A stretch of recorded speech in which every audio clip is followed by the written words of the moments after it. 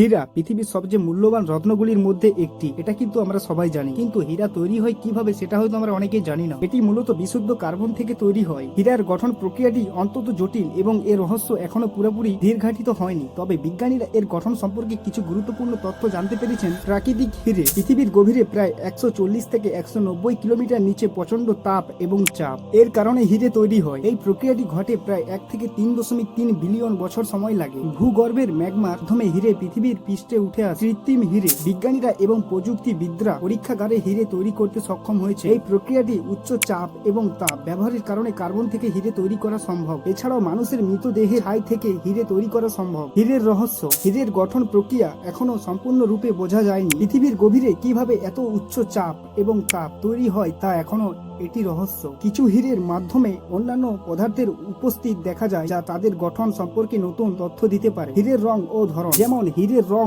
ও তার ধরন। প্রাকৃতিক হীরে বিভিন্ন রঙে পাওয়া যায়, যেমন সাদা, হলুদ, নীল এবং গোলাপি। এই রঙের কারণে হীরের মাধ্যমে থাকা বিভিন্ন রাসায়নিক উৎপাদন গোলাপি হীরে তৈরি হওয়ার কারণ হিসেবে মনে করা হয়। পৃথিবীর এই রঙের কারণে হীরের মধ্যে থাকা বিভিন্ন রাসায়নিক উৎপাদন গোলাপি হীরে তৈরি হওয়ার কারণ হিসেবে মনে করা হয়। পৃথিবীর অভ্যন্তরের প্রচন্ড চাপে হীরা স্ফটিক জালি বিকৃত হওয়ার সম্ভাবনা থাকে।